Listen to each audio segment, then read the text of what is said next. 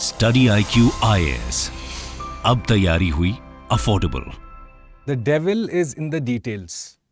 COP28 जो अभी recently Dubai में कल्मिनेट हुआ, वहाँ पे बहुत सारा हमने देखा खींचातानी, लॉट ऑफ नेगोशिएशंस, प्रोटेस्ट्स और साथ में कुछ ऐसे स्टेप्स, कुछ ऐसे outcomes that will shape the entire fight against climate change for the say next 50 to 60 years. In this video, we will seek to understand the key outcomes of COP28, including but not limited to 6 of them. हम total 6 outcomes देखेंगे जो COP28 से उभर कर आया है। My name is Bhuvan Apurva Jha and I welcome you to this video on behalf of Study IQ IAS. And if you want to go ahead and connect with me, you can do so on my Telegram channel, जहाँ पे ये entire PDF मैं आपके लिए upload कर दूंगा। Right, let's get into it. So the first thing that you need to understand before we go ahead and say talk about COP28, एक fundamental चीज हमें समझना पड़ेगा और वो फंडामेंटल चीज है ग्लोबल स्टॉक टेक। ये फर्स्ट एवर ऐसा इंस्टेंस था COP28 Dubai United Arab Emirates में जहां पे कि ग्लोबल स्टॉक टेक लिया गया। Now what does stock take mean? For example, अगर आप एक पर्टिकुलर एग्जाम के लिए प्रिपेयर कर रहे हो जो है मई 2024 में, राइट, और अभी हम हैं दिसंबर 2023 में। फॉर एग्जाम्पल, आपने अपना प्रिपरेशन शुरू किया अगस्त 2023 में, तो अगर आप अभी स्टॉक टेकिंग एक्सरसाइज में इंडल्ज करते हो, so you are looking at reviewing आपने अभी तक क्या क्या पढ़ा, क्या क्या प्रोग्रेस है आपका, और ये भी आप जानेंगे कि मुझे किस रास्ते पे जाना है, मेरा कितना बाकी है। That is essentially the essence of stock taking. So let's go through it. Stock taking, the global stock take, looking at everything related to where the world stands on climate action and support. एक essentially एक review exercise है ये। उसमें हम देखते हैं हमारे gaps, क्या क्या बाकी है करना, और eventually we seek to understand कि हम कैसे साथ में काम करके climate action की तरफ और effort लगाएंगे। Right? तो अगर factual basis से देखेंगे तो 2-3 चीजें आपको याद रखना इसमें जरूरी है। फर्स्ट, कि ये पहला ऐसा दफा है जहां पे कि GST, the global stock take has been concluded. COP28 पे फर्स्ट टाइम हुआ है ये, और गोइंग फॉरवर्ड हर 5 साल में ये एक्सरसाइज रिपीट किया जाएगा। So you will have the next one being concluded at COP33। Now once you have understood global stock take, अब हमें आउटकम समझने में ज्यादा टाइम नहीं लगेगा। So the first outcome, now here like I told you, I began this entire exercise by saying that the devil is in the details. And thus you will understand that when it came to the first outcome that we are going to discuss, the pehla outcome, which is transitioning away from fossil fuels. Now fossil fuels, if you go ahead and classify for the purpose of our understanding, आप देखेंगे एक है coal, then you are looking at say petroleum, and then you are looking at gas, say oil, right? So when you go about and talk about transitioning away from fossil fuels, इस शब्द पे ध्यान देंगे दोस्तों। क्यों? क्योंकि आप देखोगे कि इवेंचुअली लैंग्वेज मैटर करता है, और ये लैंग्वेज को लेके काफी जद्दोजहद हुई है। So you have had transitioning away, जो कि इस बार इंक्लूडेड है फाइनल ड्राफ्ट में, और प्रीवियसली जैसे मैंने कहा कंट्रीज ने बहुत सारा नेगोशिएशन किया है before COP28 and during COP28, और वो नेगोशिएशंस थे 2 वर्ड्स को लेके। एक वर्ड है फेज आउट और दूसरा वर्ड है फेज डाउन। अब हम देखेंगे कि फॉसिल फ्यूल्स के लेके eventually the countries wanted to go ahead and completely phase out. ये था मंशा, इंटेंशन ये था, but then there was large scale opposition from the developing countries being led by India and China. In fact if you go ahead and look at India's demands, India को thermal power plants हर साल expansion की जरूरत है अगर उसे energy demands अपने population का satisfy करना है, right? So it could not afford to go ahead and close its thermal power plants, which is why India went ahead and said, well, we are going to go ahead and phase down. इसका अर्थ है reduction, right? और phase down is to do with closure. Eventually you are going to the point जहां पे 0 of them may exist. Now, phasing out, like I told you, means complete stop, और यहां पे you are looking at a specificity. एक particular time gap है, एक time limit है जिसके अंदर आपको ये डिमांड रीच करना है। पर फेजिंग डाउन में what you will find is कोई टारगेट्स नहीं है, You see how when we talk about accountability and transparency, the language matters. Eventually, you found that the final draft that was so published considered none of these terms but a third new term, and that is transitioning away. अब transitioning away का क्या है कि एक long term इन्होंने गोल डाल दिया है. They have said that we are going to go ahead and move away from fossil fuels so as to achieve net zero by 2050. Do you realize the primary criticism of this point? That eventually अगर एक long term target set किया है तो कुछ short term हमारे objectives इसमें meet नहीं हो रहे हैं. So once again this is again pointed out to be a primary criticism of outcome number 1, transitioning away from fossil fuels. Going forward, look at this now. This is the fossil fuel in the global energy mix. What you find is कि बहुत large majority of the continents across the world are dependent on fossil fuels. और अब आपने गोल डाल दिया है कि 2050 तक we are going to transition away. Which means आपके जो भी इंफ्रास्ट्रक्चरल सिस्टम्स हैं, जो भी एनर्जी इंफ्रास्ट्रक्चर है, वो सब कुछ आपको बदलना पड़ेगा. Which means you are going to require a lot of money. Now the problem of money compounds this issue. जैसे कि going forward we will understand. Okay? So please keep in mind that now money becomes a factor too. Let's go forward and look at the second outcome of COP28, which is tripling of renewable energy. Obviously, अगर आप fossil fuel से हट रहे हो, तो मतलब आपको renewable energy की तरफ जाना पड़ेगा. So obviously this was an obvious outcome of the entire COP28 exercise. Okay? Here they say that more than 100 countries, they have gone together and said, we will triple our reliance on renewable energy. Eventually क्यों? क्योंकि हम तो भाई fossil fuel से transition away कर रहे हैं. Right? Now, once again what you find is the experts are saying the goals are difficult because of financial pressures. Remember I told you that a large scale say energy infrastructure across the world currently वो पूरा fossil fuels पर निर्भर है. अब उससे अगर मुझे renewables की तरफ जाना है तो it's going to require a lot of money. Thus money becomes the another say sticking point in this conversation. Now that problem is compounded how? Recently you have found that the West has say steadily been increasing its interest rates. उससे क्या होता है? Eventually जो debt developing world वापस पे कर रहा है developed world को, वो ज़्यादा उसे amount पे करना पड़ता है. It affects their say spending capacity. For example, अगर आपके पास 100 रुपीस हैं, तो अब आप 80 रुपीस दे रहे हो debt servicing में, which means आपके पास बस 20 रुपए रह गए देश चलाने के लिए.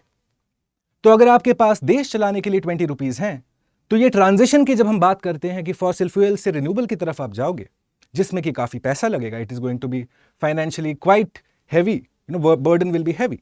वो कैसे आप से दैट पर्टिकुलर डेफिसिट आप कैसे उसको प्लग करोगे, कैसे उस सप्लाई को आप फुलफिल करोगे.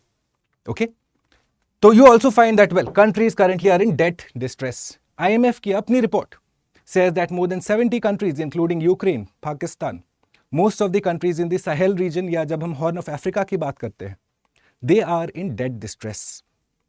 Do you realize that the country, the entire global south as on a whole, plus some countries of the global north are not financially equipped to make this transition currently, which means there needs to be a payment mechanism.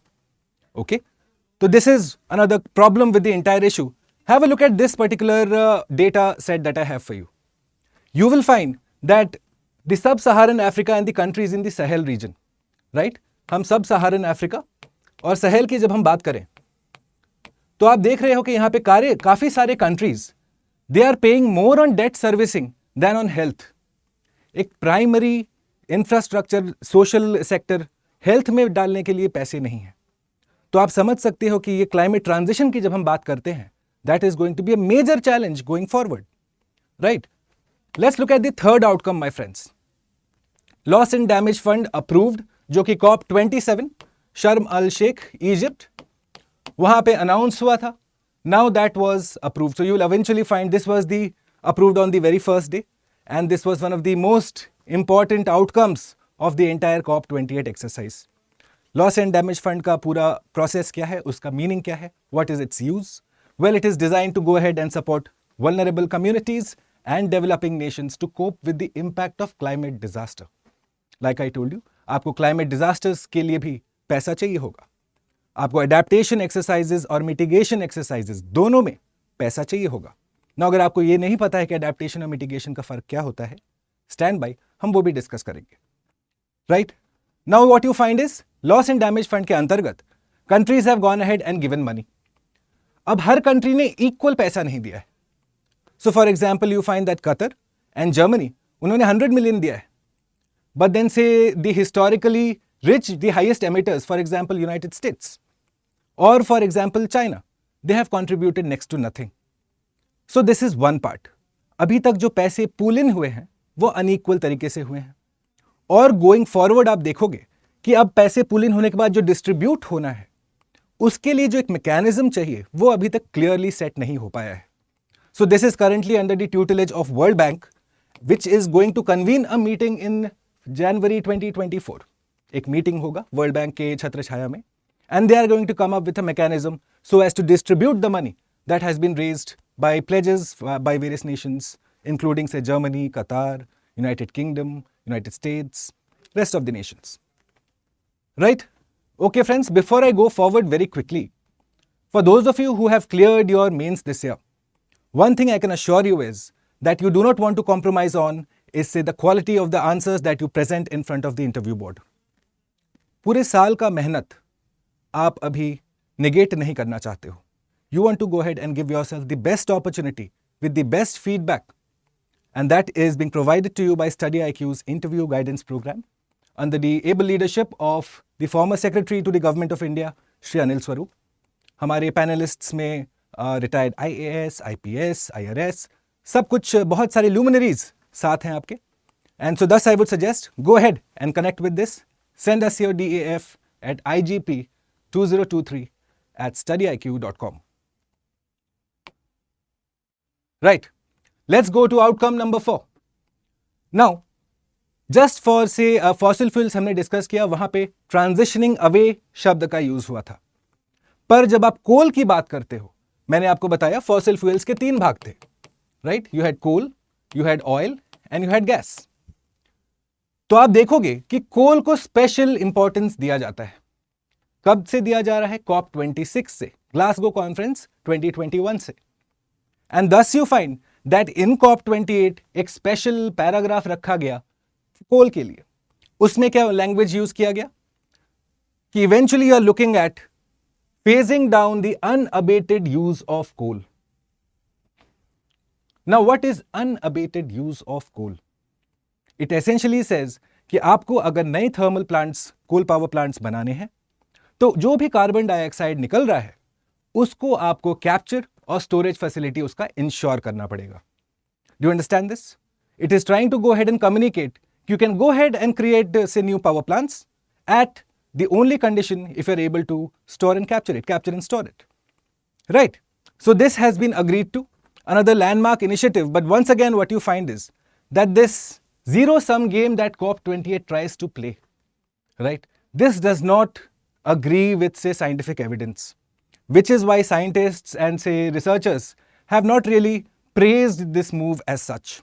Okay? They say it is insufficient for reducing the impact of emissions. Okay. Now let's go to my 5th key outcome. And here it is, global goal on adaptation.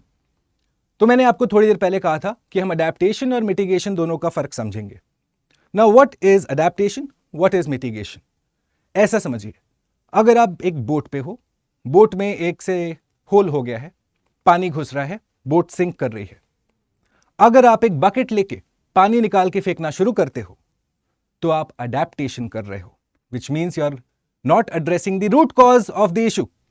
आप एक effect को address कर रहे हो। पर अगर आप उस होल को प्लग करने की कोशिश करते हो, रिपेयर करने की कोशिश करते हो, then you are indulging in mitigation, which means आप root cause को address कर रहे हो. If you have understood the difference, then let's go ahead.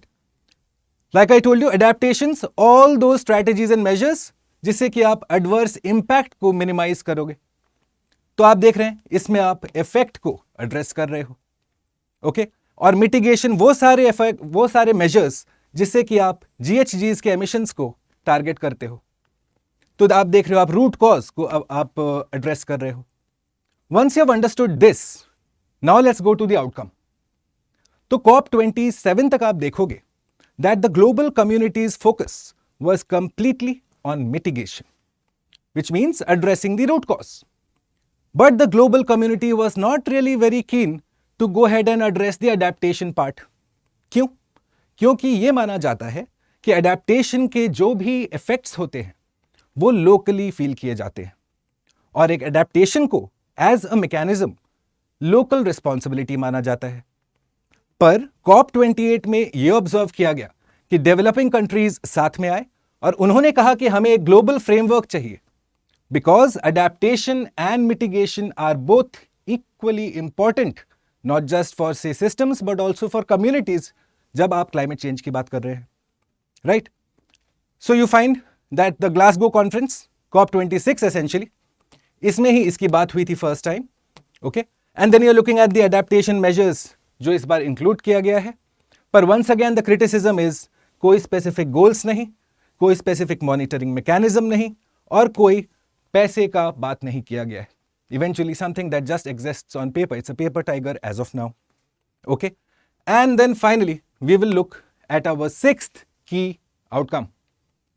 अब हम देखेंगे मीथेन के बारे में।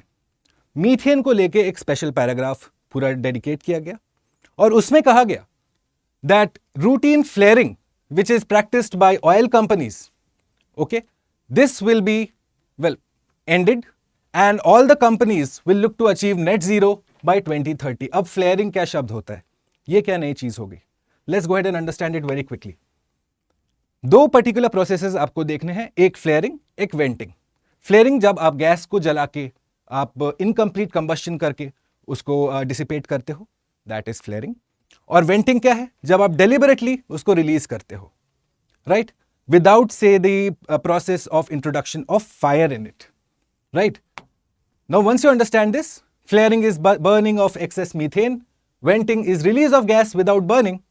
You will also find that dairy companies, which means again you realize that the bovines, the entire cattle industry, right, the milk industry, it is the primary emitter of methane, because again animals are the source of methane, right? So they have also gone ahead together and said that they will be reporting their methane emissions by mid 2024, और eventually clean up their emissions by 2024 के अंत तक, okay? Now थोड़ा सा हम जल्दी से geography environment समझ लेते हैं। आपको पता होगा ग्रीन हाउस गैसेज का जब आप लिस्ट पढ़ते हैं तो methane comes at number 2. It is considered the second most dangerous gas after carbon dioxide. In fact आपको यह भी पता है कि methane it causes 80 times the global warming से as compare to carbon dioxide. इसका ग्लोबल वार्मिंग पोटेंशियल काफी high होता है, राइट? पर आप ये भी देखोगे कि ये जल्दी डिसिपेट कर जाता है, 10 साल तक ही रहेगा ये, पर आपका कार्बन डाइऑक्साइड लंबे टाइम तक रहता है. अब आप देख रहे हो कि एक मीथेन को पैराग्राफ डेडिकेट किया गया है. What does that tell me? They are looking at going ahead and addressing the low hanging fruit. अगर हम ज्यादा मीथेन हटाएंगे, we are much more likely to align ourselves with the Paris climate goals of keeping temperatures up to 1.5 degree centigrade above pre-industrial levels. तो इसलिए methane also forms a major part of the discussion. इसमें कम काम करके हम ज्यादा result हासिल कर सकते हैं, right? So this was the entire discussion on the key outcomes of COP28. Very quickly, for those of you who are interested, let's look at these questions and then we'll call it a wrap. Question number 1. Which of the above may be classified as mitigation efforts in climate change? Okay. Let me know your answers in the chat box, my friends. And we'll discuss the correct answers right before we wrap this class up. Okay. Question number 2 is a PYQ from 2011. Okay. Which of the above is or are the emissions from coal combustion at thermal power plants? Essentially, coal के combustion से कौन-कौन से gases release होती हैं? You will let us know that. And question number 3, ये particular definition जो आपके सामने प्रस्तुत है, you will identify ये किस चीज का definition है, whether it is vulnerability, risk, disaster impact या disaster damage. Right my friends? Correct answers अगर मैं आपको बता दूं, मेरे ख्याल से तो 1 का आंसर D था, 2 का आंसर D था, 3 का आंसर A था. Let me know your answers in the comment box. और अगर आपको ये discussion पसंद आया तो leave us a like and do connect with me on my Instagram page. Till I see you in the next video, this is Bhuvan Apurva Jha signing off for Study IQ. Thanks for watching. Bye.